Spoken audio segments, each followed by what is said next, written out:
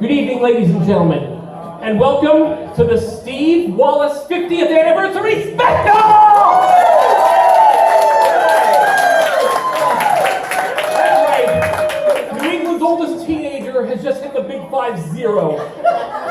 And I tell people my age, and they can't believe I'm anywhere near 50.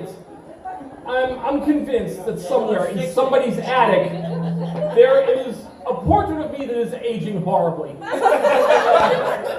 I'm going to take it off here. Okay. Okay, but I've come a long, long way since that kid from Somerville who thought that Montreal was the name of the guy who hosted Let's Make a Deal. And that Mississippi was Mr. Sippy's wife.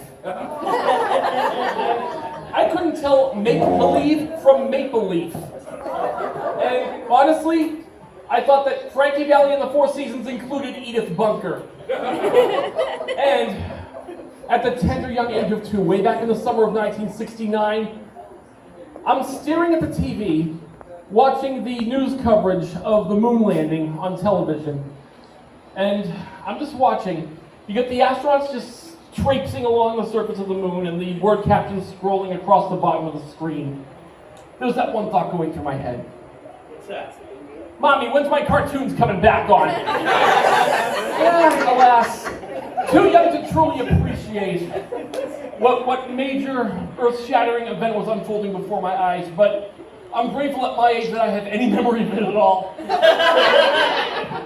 I gotta put this down, okay. So, eventually, we left Somerville and moved to Stoneham, where I played out the rest of my childhood and began the long and tedious, grueling process of growing up. It was not easy. I had quite a few bumps on the road. I had some issues, and I wasn't the easiest kid to get along with, but having said that, I want to thank Mom, Dad, my siblings, and my cousins Mike and Ann for standing by me, even when I was really difficult. It means a lot to me, and special thank you to a lady who's not here tonight, Dr. Maria Iacobo. She was a huge help to me as I was growing up.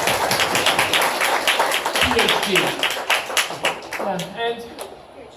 And one highlight from my teens, I entered my class's spelling contest and ended up taking first prize. And as you can see, I still have the medal. Yep. And the inscription on the back reads, First, SJHS, grade 7, 1980. The acronym stands for Stoneham Junior High School. Not the middle school like they're calling it today. Under what circumstances did that happen? And also, what is it? Teenagers today, they're excited about going to prom. No, going to the prom. Yeah. Why aren't they saying their pronouns? But no, back in the day, we didn't have the MCAS exam. We didn't have this Common Core math nonsense. No. And we had home economics, we had penmanship lessons, writing in cursive. Yeah. Why the hell was that taken off the curriculum? And if you've seen my penmanship, you know what I'm talking about. And my freshman year in high school, MTV was born. They played nothing but music videos 24/7. It was must-see TV. Today it's the total opposite, in my opinion. It's beyond unwatchable. But going on through my high school years, freshman year, I had a small role in the school musical My Fair Lady. And Debbie, you were with me in that show.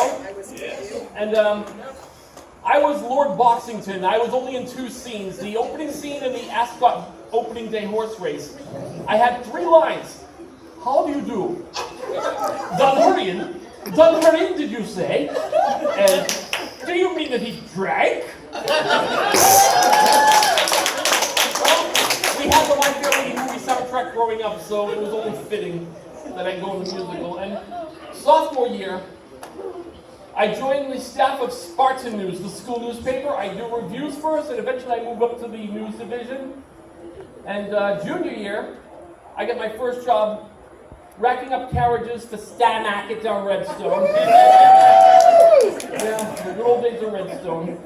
And Senior year, get my high school diploma. Where's my class of 85's peeps at? Woo! We just had our 30th reunion the year before last. It was awesome. Thanks, Kim. And after Stoneham graduation, I went back to Somerville. I enrolled at the Computer Learning Center, which was over by Assembly Square, which is now Assembly Row. I took the computer operations course. Back then, computers were where the money was. And I still feel to this day, and I felt back then, college is overrated and overpriced. So, I went there, computer operations. The course included RPG-2 and DOS. And a lot of our classwork was submitted on Memorex mainframe terminals, submitted to IBM Impact pin feed printers, and printed on green bar paper. Nice. Technology. But 1986, I got my certificate in computer operations. It got me 2 jobs in the field. First, as a tape librarian for Citicorp, an insurance data center in Woburn. We had over 60,000 volumes. And by the end of my shift, towards the end of my shift, the last couple of hours, I was filing the tapes away after production, the big round reel magnetic tapes, shaped like vinyl records. And at the end of my shift, I could rack up 17 of those suckers on one arm. And with my free hand, I pull out the plastic read-write rings in the middle and throw them in a box so that we can apply them for scratch tapes in future production. It was a vicious circle. We had more tapes than rings, and we secretly thought the offside customer was saving them. But as a coworker once put it, no ringy, no righty. Yeah. But anyway, I got 2 years, almost 2 years out of that job. And it was my foot in the door to computer operations, and it was also my introduction to working third shift, midnight to 8, 5 days a week. It would become a way of life for me. When I entered my next job for a little company called EDS, Electronic Data Systems, founded by H. Ross Perot. And I have a couple of my EDS friends here tonight. Yeah. We're glad to be here. And I started out as a support operator and post-production. This was after the output was printed. So they hand us the output and I process it accordingly. The equipment I use, UARCO Forms Burster, yep, perforated stock, standard register forms decollator. Yeah, remember those triplicate forms with the carbon paper in the middle? Yep, and we have what was called the Baum folder, B-A-U-M. It's where you put sheets in and it folds them in nice neat bundles. I'm putting checking account statements through, bundling them up so that they can be reconciled with the corresponding canceled checks. And we sorted those too. IBM 3890 check sorter. And we processed microfiche on top of that. Technology. And as the years went on, I ended up owning that forms handling unit. Yeah. I did my job so well that when I went on vacation, it was a big deal. A couple of people had to move down to cover for me. And so I had to come in a little early my first night back just to get everything back the way I had it. Okay? When you do something so well, you can do it in your sleep. But I would eventually move on to a print operator position, operating the Xerox DocuPrint 180, the laser printers, and I also helped out with inventory.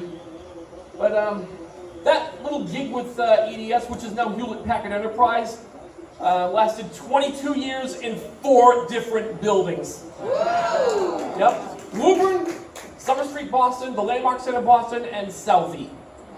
All right, Southie, not the most attractive neighborhood, but at least they had good parking. But it was during my EDS tenure that I fought my toughest battle ever against Hodgkin's lymphoma. 1999. Excuse me. But you won, buddy. You won. 1999, there was the diagnosis. The biopsy, the diagnosis, 6 months of chemotherapy, 4 weeks of radiation. Ladies and gentlemen, tonight I stand before you in my 18th year of remission.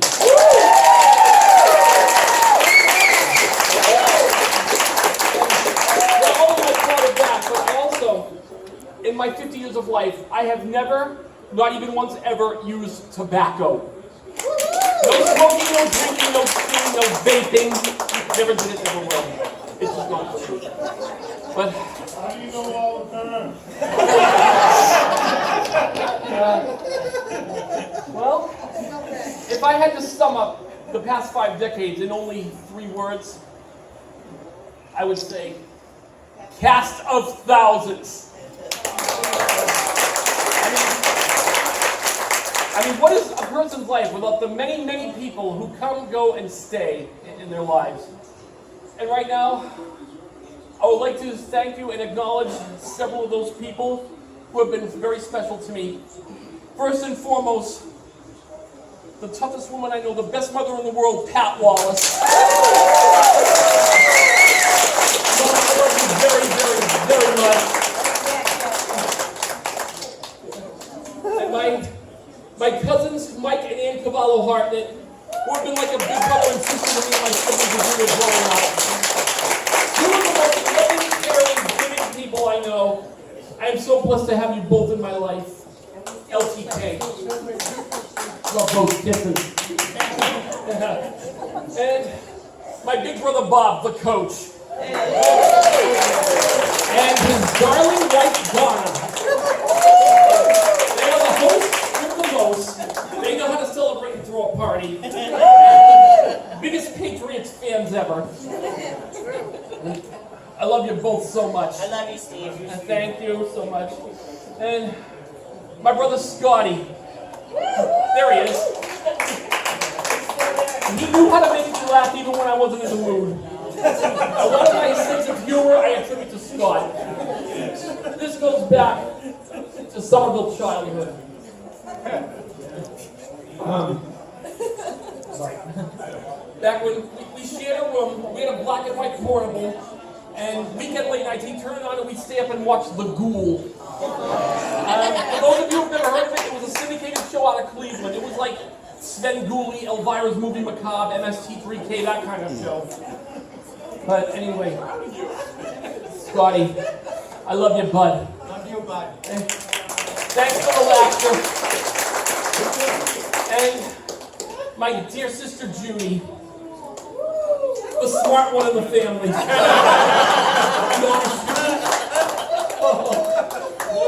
The super mom, the multitasker, the most organized person I know after mom. Make a list. Jude, I am so very fortunate to have you for a sister. I love you so much. Hi, Dave. Judy's husband, Dave McGrath. Master of quick and blind and work. He himself will tell you. He likes to cook, she likes to bake. It works out perfectly, especially around the holidays. Every year, Mom and I would drop our things there at the holiday season. Then we go to Bob and Donna's for the Christmas Eve bash. And then we come back to Jude and Dave's, open a few gifts, watch a couple of old movies, play Mad Libs, go to bed eventually, and then have ham quiche for breakfast the next morning. Love you, Jude, Dave. Thank you so much for everything you do. I love you. Love you. I am the proud uncle of 5 kids who are now young adults. First, there's my very talented nephew, Bob Wallace, who is here. They came all the way from Queens, New York to be here. Thank you so much for being here. You're the best. I try. And Bobby's sister, my sweet, adorable niece, Christy Wallace Tenhave, who just this past September got married to the most amazing, devoted husband, Luke Tenhave, who couldn't be here tonight. Love you, sweetie. And she's a professor, by the way.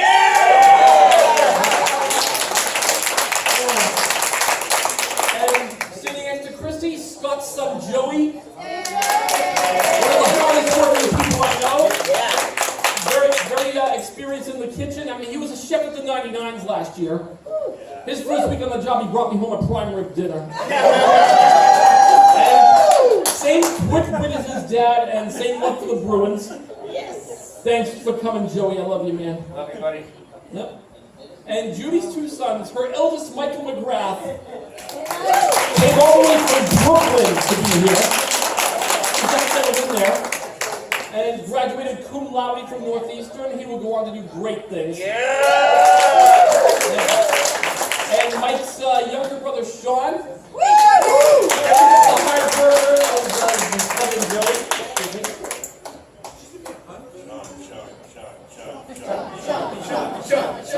I'm not used to talking this much. I'm better on email than I do verbally. But, Sean, I love you. All 6'5" of you. I love you.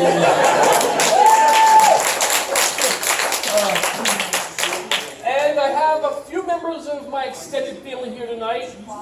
My massive, from the cast of thousands. I just want to acknowledge a few of them. First of all, my dad's brother Bill and his wife Nancy. And my cousins Maureen and Jack Mulhern. Who have been like a second mother and father to me as I was growing up. And they're coming up on their 50th anniversary. And also their eldest son Jack is here. He's like a brother. All those people. Jackie's here!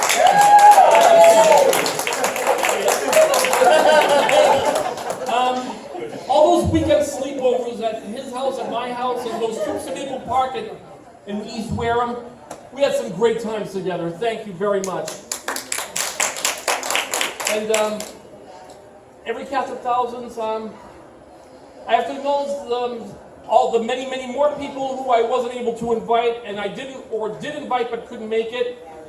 So, and as is the case with every person's life, in the cast of thousands, there are antagonists, people who rub you the wrong way. And I've had quite my share of them, enough to rival WWE's heels. But they're not here tonight! Screw them! I had to get that off my chest. Okay, and a special shout out, my friend Mac, a fellow Kennedy Lake Park fan, and creator of Kennedy Fan 2.0, the fan site. And so many, my many peeps at Kennedy Lake Park, aka my second home. Yeah. Which opens for the season 2 weeks from tomorrow. And I'm looking forward to my 11th straight opening day. Nice. Right, Mac? Yes. Okay, and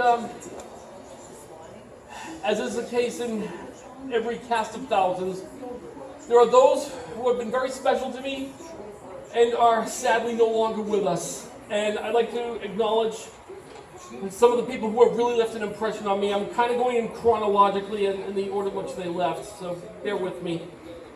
My godmother, Anastasia Lyons. Her husband, my granduncle, Hank Lyons. My beloved grandmother, Florence McLaughlin, Nanny Flo. Mom's big sister, Mary Louise, Auntie Sissy. Her husband, Uncle Mickey Hartnett. Two cousins from that Hartnett family who left us too soon. Marie Keith Hartnett and John J.J. Hartnett. Dad and Uncle Bill's big brother, Jim, Uncle Pick. That's what we grew up calling him. One of Mom's best friends, Kathleen Mocha, Annie K. Mrs. So dearly.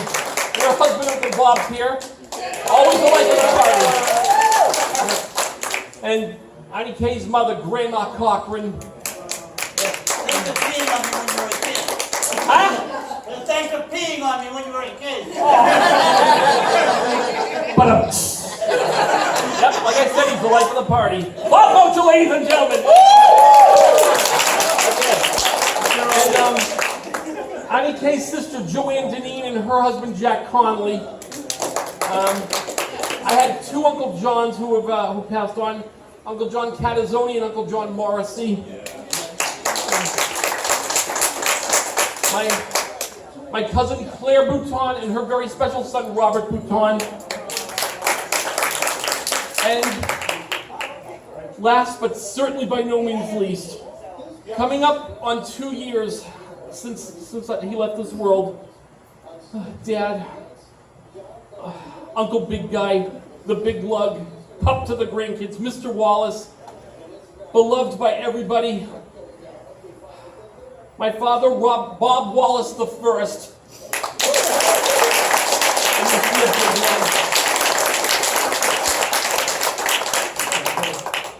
And before I wrap it up, I want to thank the staff and management of the Westside Social Club for hosting the party.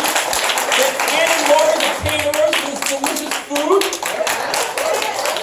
And Brother Bob for putting together the playlist, and Joe Donnelly here for keeping the music going. And some of you may or may not notice, there's an emphasis on music of the 1960s. Well, number one, I came into the world in the 1960s. It's only fitting. And number two, it's my favorite decade for music. It's the most explosively creative period in music history, according to Time Life Music. I have so many styles to choose from, and I know it's so many to love, too. I just hope you're all enjoying the songs tonight as much as I am.